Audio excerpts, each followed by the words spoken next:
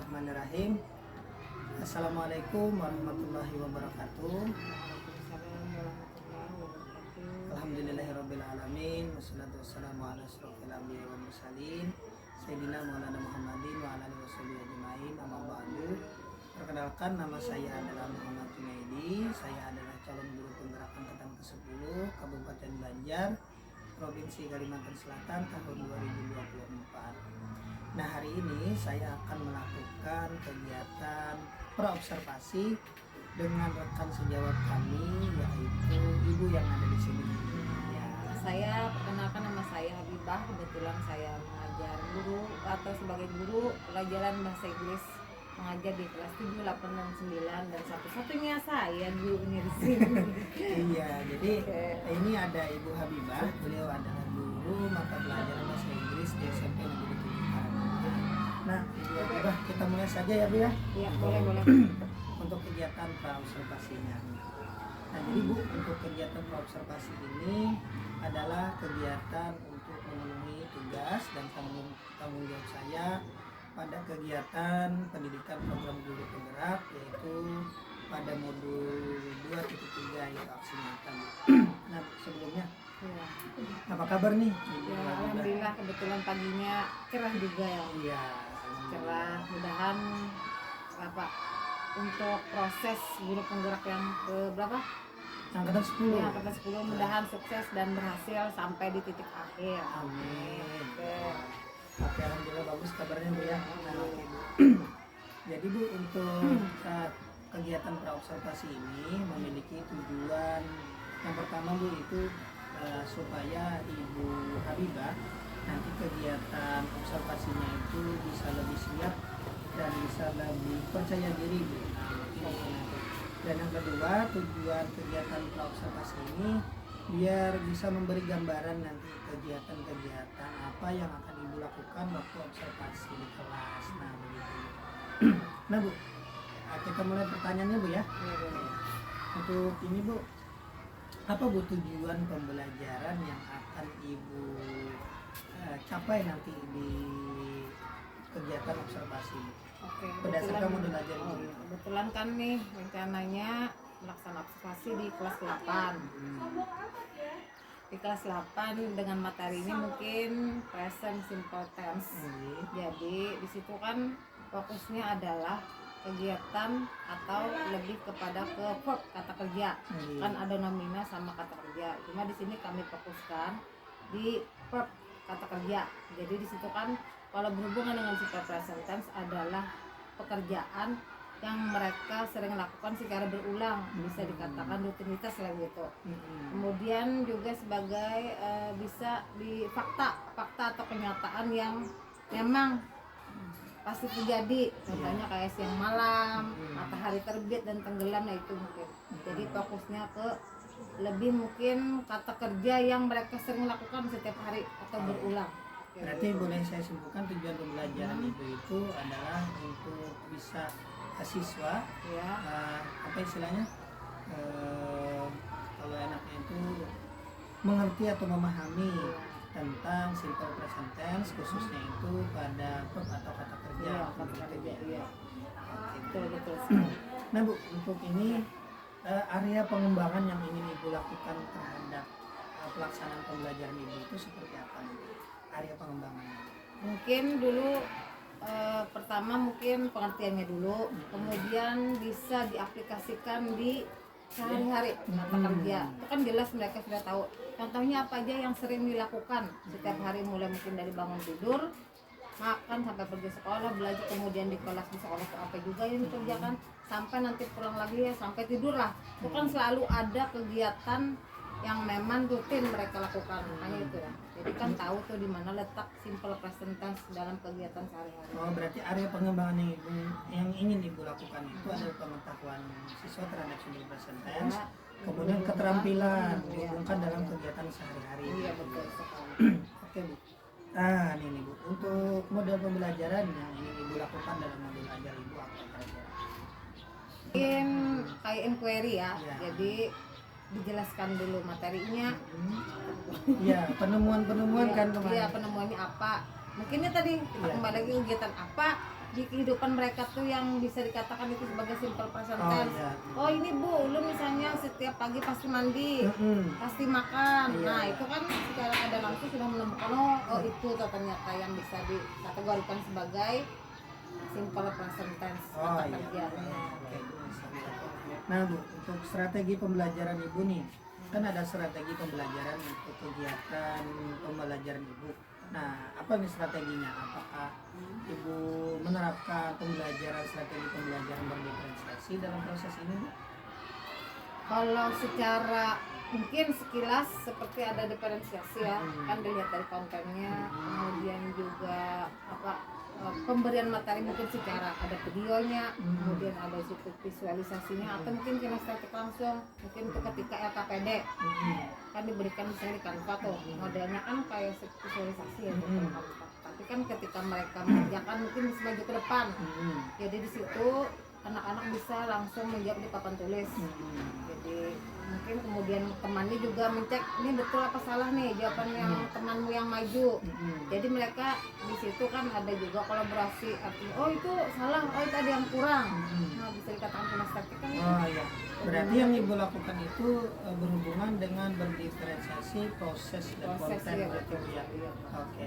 Untuk gaya belajar juga tadi pas Ibu menjelaskan, saya ada bayangan kayaknya itu gaya belajarnya juga termasuk ada gaya belajarnya, ada gaya belajar mungkin saya cermati yang Ibu ingin lakukan itu kinestetik, karena mungkin nanti maju ke depan gitu.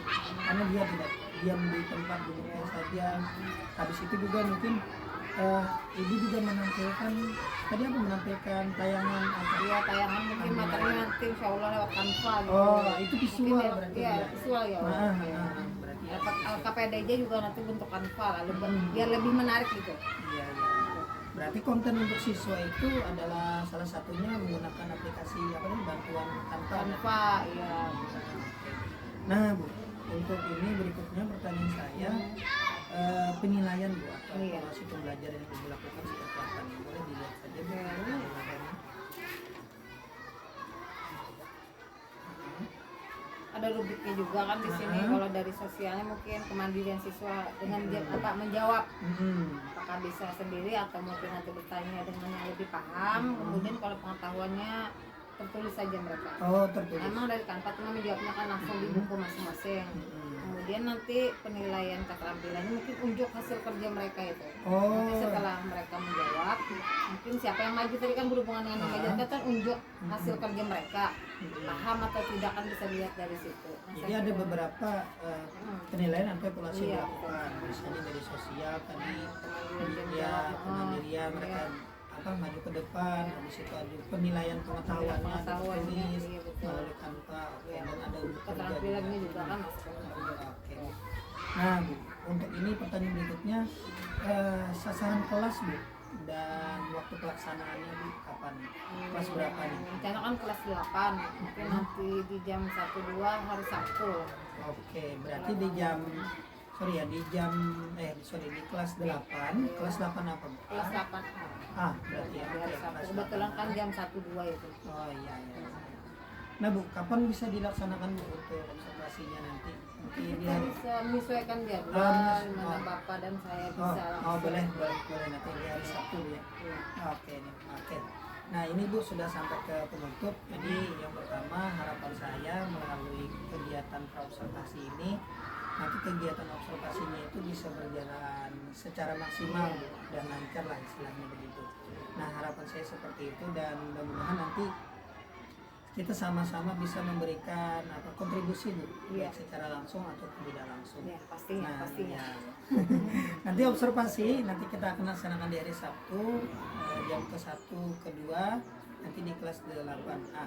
Nah mungkin Bu setelah observasi nanti kita akan laksanakan namanya juga pasca observasi. Setelah observasi, nah, mungkin begitu saja Bu. Terima kasih banyak atas waktu dan kesempatannya. Terima kasih banyak Ibu Habibah. Mungkin ini yang bisa kita sampaikan. Terima kasih. Wassalamualaikum warahmatullahi wabarakatuh. Assalamualaikum warahmatullahi wabarakatuh. Terima kasih. Oke. Menyongsong hari yang cerah, tergerak hati yang setia, bergerak tanpa jeda, menggerak. Bismillahirrahmanirrahim. Assalamualaikum warahmatullahi wabarakatuh. Waalaikumsalam.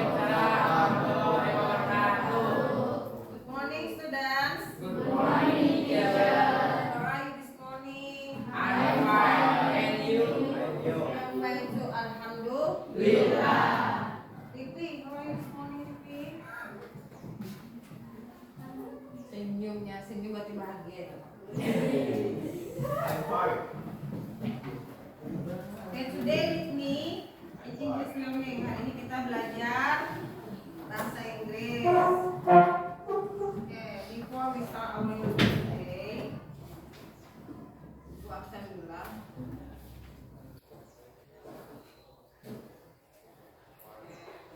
Ahmad, Fred, Present.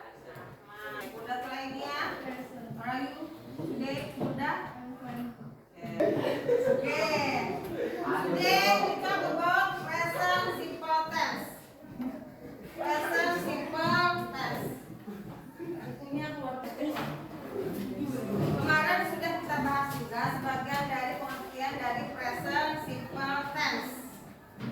Nah, udah.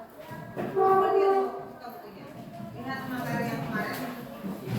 Present simple tense. Oke, Khadijah, tolong bacakan apa kemarin pengertian simple present tense Khadijah kemarin apa?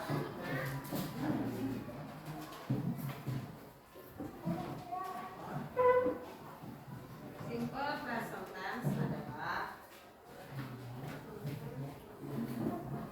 kalimat yang digunakan untuk menyatakan kejadian yang rutin dilakukan secara berulang. Nah, lihat di sini pengertiannya dalam bahasa Inggris. Present simple tense is we use present simple to talk about regular, routine actions, habits, and general thoughts. Jadi di situ ada yang rutin, apalagi kemudian kebiasaan, habits, and nah ini jadi kenyataan atau pernyataan yang pasti benar, tidak pernah salah. Apa contohnya kemarin? Bukan makan ya, malam dan terjadinya malam dan siang. Kalau yang makan bisa tidak ada makan, kenyang dia orang saya ada makan kenyang. Tadi karena kenapa digawe? Karena dilakukan setiap hari, dilakukan secara berulang. Yang ada rutin. Ini kurang lebih rutin dengan habit kebiasaan. Karena disebut kebiasaan karena rutin digawe. Nah, semalam simple present tense berhubungan dengan kata kerja. Apa bahasa Inggrisnya kata kerja kemarin? Verb. Nah, yang kamu sebutkan tadi itu nah itu kata kerja: makan, minum, mandi, berjalan, belajar. Kemarin yang kalau ada kata kerja berarti ada yang melakukan. Nah, yang melakukan itu disebut sebagai subjek, Mas. BHK kemarin apa aja BHK? Yang project apa kemarin? Subjek pronounnya apa ya? Kata ganti orang.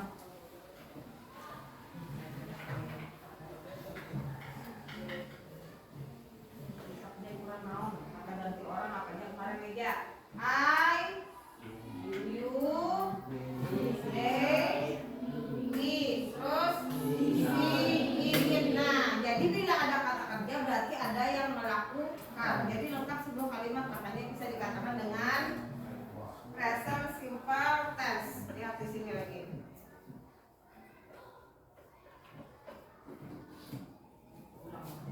Nah, ada positif, ada negatif, ada question. Question ini berarti jawabannya bisa yes or no. Lihat dulu. Sesuai ada dengan rumus kemarin. You, Dewi lengkap. Kemudian ada he, ada she, ada it, sama orang yang belum ada. It apa it? What is the meaning it? Makan. Jadi yang diperhatikan ada subjeknya. Siapa subjeknya, pelakunya? I. Kemudian verb kata kerjanya apa? It. Makan. Jadi lengkaplah sebuah kalimat. Jadi saya makan. I eat. Ini kalimat positif. Kemudian kemarin tuh yang tipe yang 3 titik ditambah di down ada I, you, they. Jadi lihat di sini ada down, ada doesn't. Ada? Jalan. Sama ada ditambah semuanya Don. Dan di sini berarti tidak negatif jadi kalimat penidaan. Ada tidak. I eat kalau negatif berarti I don't eat. Berarti apa artinya? Saya tidak makan. Kalau di sini tadi saya makan tidak makan. Kalau questionnya mana yang pertanyaannya ditambah dengan apa?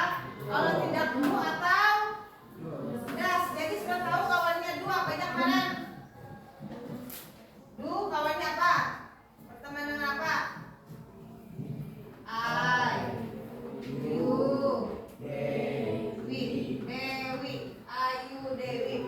Lihat saja perbedaannya sama do. Bila itu kalimat tanya. Kemudian kalau ini untuk he, she, it atau nama orang misalnya, maka diganti dengan do, diganti dengan das. Jadi di sini tetap di sini apa teman-teman tadi? Don't, doesn't, do. Nampak kan perbedaannya? Paham? Nah lagi kita ganti you. You, bukan you.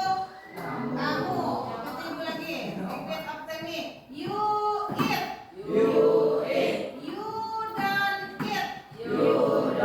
eat. Do you eat? Inian lagi. Aisyah. You, subjek pronoun tetap you, kata kerjanya kita ganti dengan read, membaca. Yo.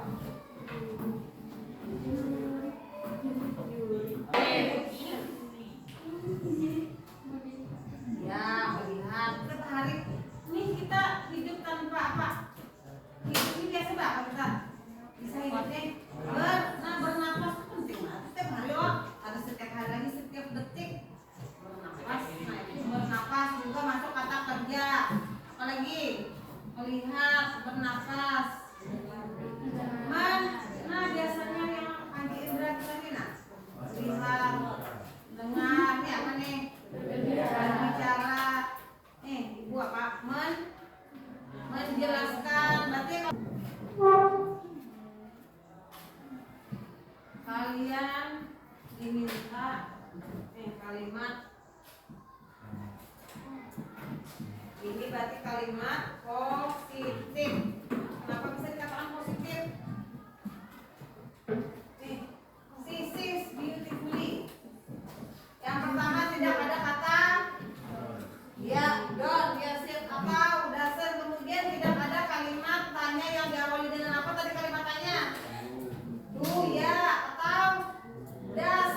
Ya, bagus, does. Nah, berarti di sini adalah kalimat positif. Sekarang diminta untuk membuat kalimat negatif atau penidaan. Oke, siapa dulu yang mau kaji? Itu kalimat positif. Sekarang dibikin kalimat negatif.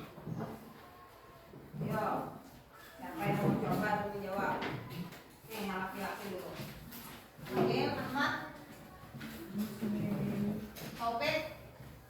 Topik santai. Tarik yang dicoba.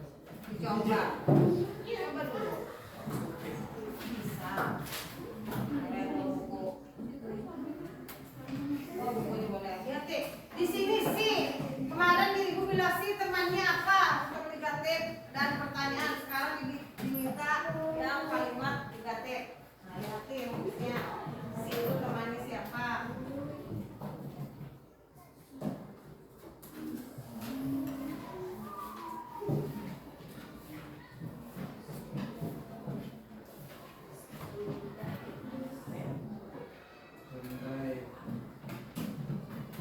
Kata kerjanya bernyanyi. Subjeknya berarti subjeknya pelakunya siapa? Dia perempuan bernyanyi dengan cantik. Berarti kalau yang negatif berarti dia perempuan, dia tidak bernyanyi, cantik atau bagus. Coba pikir.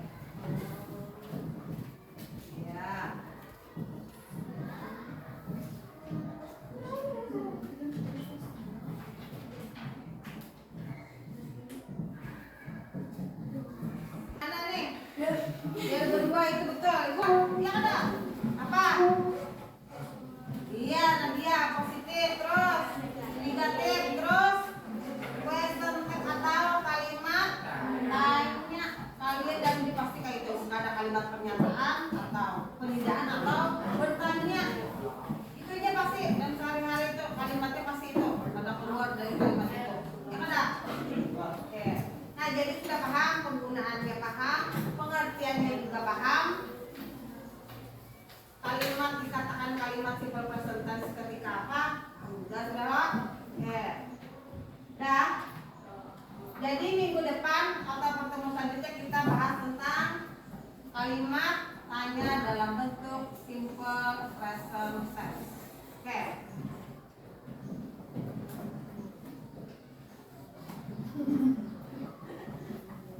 Waktunya habis. Pasti yang ketiga nanti dilanjut dengan pelajaran siapa? Oke. Alhamdulillah we finish our lesson today and we say Alhamdulillah. Thank you for your attention. Nice to meet you. And see you tomorrow. Assalamualaikum warahmatullahi wabarakatuh. Waalaikumsalam warahmatullahi wabarakatuh. Jiwa raga guru penggerak kita bangga. Hujan atau panas terik. Bismillahirrahmanirrahim. Assalamualaikum warahmatullahi wabarakatuh. Alhamdulillahirrabbilalamin. Wassalatu wassalamu ala asrofil anbiya'i wal mursalin Sayyidina Maulana Muhammadin wa ala alihi wa ashabihi ajma'in. Amma ba'du.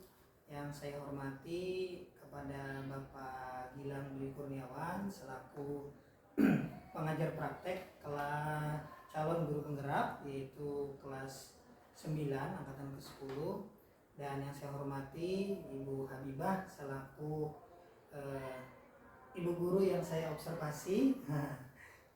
Jadi hari ini kita akan melaksanakan yang namanya kegiatan pasca observasi. Sebelumnya perkenalkan dulu, nama saya adalah Muhammad Junaidi.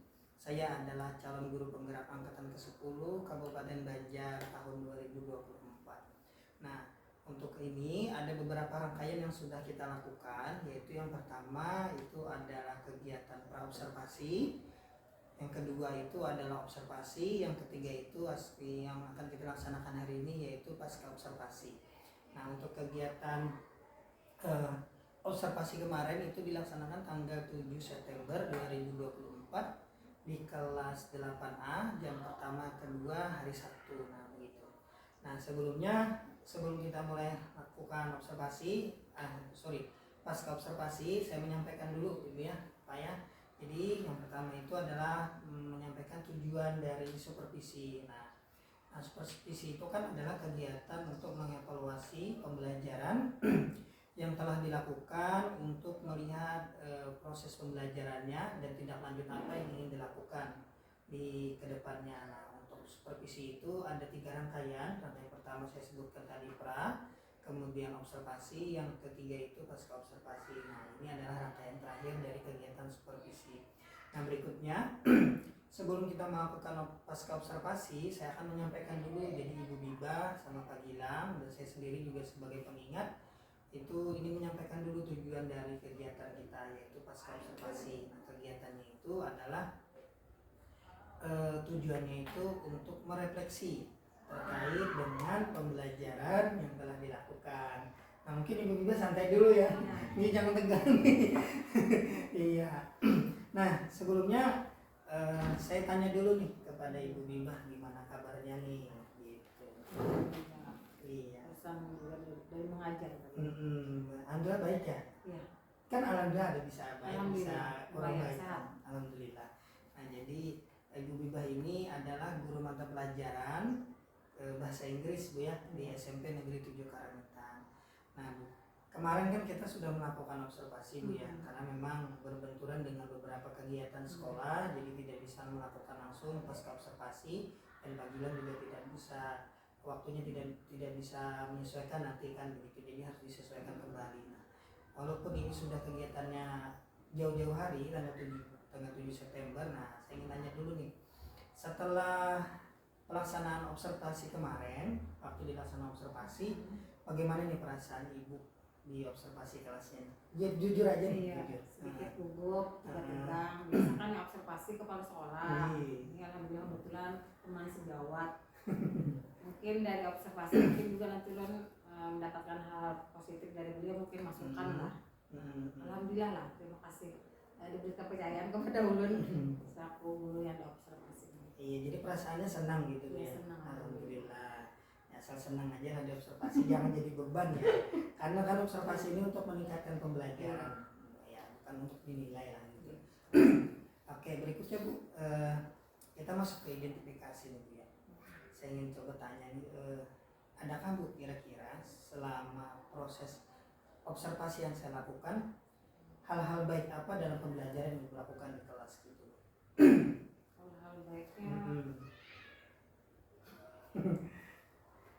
Kalau saya lihat kemarin itu anak-anak ini senang Bu ya. Ya, Ini saya jujur ya. senang, artinya di situ kan dia ada responnya lah. Kita udah menyampaikan materi maupun ketika juga mengadakan refleksi pembelajaran, mungkin hal apa yang kurang dipahami anak-anak, mereka bisa lah langsung menjawabkan di mana tidak pahamnya ataupun yang pahamnya. Jadi mungkin di situ alhamdulillah kan ada interaksi lah dulu keaktifan siswa. Keaktifan siswa ketika ulun melaksanakan proses pembelajaran. Saya juga lihat kemarin itu kontennya menarik tuh ya, karena ibu menggunakan Canva yang kemarin. menggunakan Canva dan prosesnya itu berdiferensiasi ya Bu ya, Iya, ya. iya.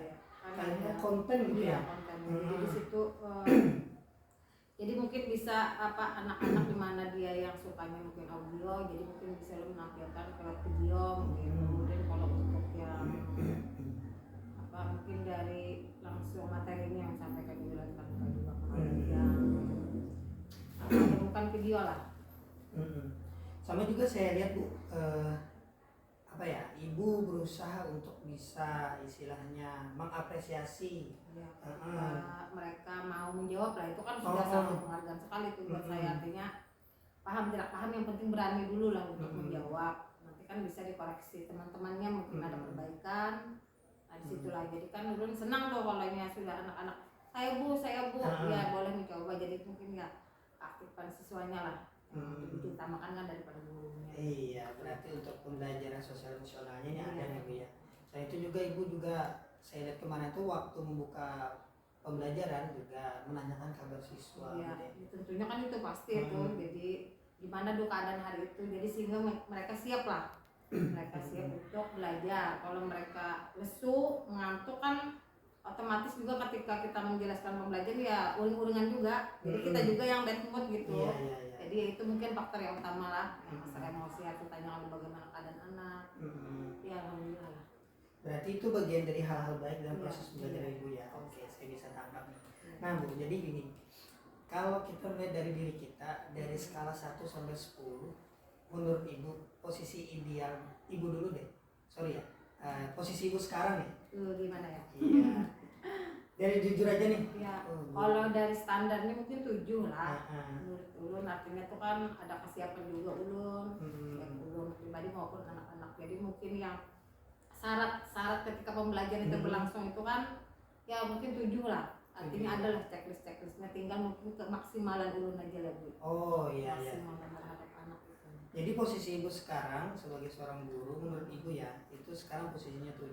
Nah kalau saya kembali bertanya Bu, posisi ideal menurut ibu sebagai seorang guru yang bisa ya memberikan pembelajaran maksimal itu berapa nih? Mungkin bisa 8 atau 9 kali ya. 8 atau 9. Berarti 8 9 itu ideal banget nih berarti. Artinya ke profesional seorang guru ya kan. Kalau ulun mungkin masih ya standar lah. Iya. Oke Bu. Nah dari itu Bu kira-kira dari 7 ke 8 atau 9 ini kan ada perlu hal yang ditingkatkan nih. Kira-kira menurut ibu pribadi ada nggak kira-kira hal-hal yang perlu ditingkatkan dari ibu dalam proses pembelajaran? Kalau saya lihat sih proses pembelajarannya sudah berjalan maksimal ya. Tapi kan pasti ada beberapa hal yang pengen ibu tingkatkan secara pribadi begitu. Yang pertama tadi mungkin pengen itu siswa sepenuhnya lah yang aktif. Kemudian menurut ibu aja deh. siswa, kemudian apa kontennya juga Oh. supaya lebih menarik gitu kan. Iya. Lebih menarik. Kesiapan modul ajar boleh juga itu bisa. Boleh. Berarti kesiapan modul Prosesnya ajar. juga, proses pembelajaran di kelas kayak apa supaya lebih, ya tadi kan fokusnya ke siswa, jadi kayak tahu lo nih cara strateginya lah, strategi untuk anak-anak supaya bisa lebih Aktif. responsif, mungkin juga lebih aktif. Oh iya. Jadi bisa saya simpulkan untuk hal-hal yang perlu ditingkatkan itu mungkin pertama modul ajar Bu ya. Iya. Jadi modul ajar itu yang berpihak pada murid, kemudian adanya interaksi ya kan di dalam modul ajar itu. Kalau kemarin saya lihat itu interaksinya aktif betul Bu. Karena kan ya siswa Mungkin si bapak kali ya. mungkin juga ya nggak kurang tahu sih. Cuma alhamdulillah aktif, jadi ada interaksi komunikasi dua arah. Saya pribadi begitu. Mungkin nanti bisa ditingkatkan lagi. Iya. Dan juga kontennya kemarin juga saya lihat ada 2 konten kan ya, ada 2 berbeda, ada dari siswa kemudian ada dari Canva juga. Prosesnya juga berbeda juga kemarin kan, berarti sudah ada berdiferensiasinya. Oke Bu. Nah kemudian apa nih Bu rencana Ibu ke depan untuk meningkatkan proses pembelajaran Ibu di kelas, khususnya nih Bu ya, khususnya dalam proses pembelajaran berdiferensiasi atau pembelajaran sosial emosional. Apa langkah Ibu ke depan yang ingin Ibu lakukan?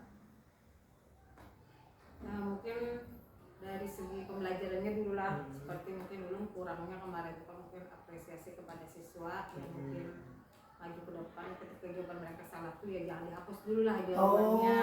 Iya, saya ingat Seharusnya seharusnya ada perbandingan, oh siapa lagi nih yang beda jawabannya dengan si A ini.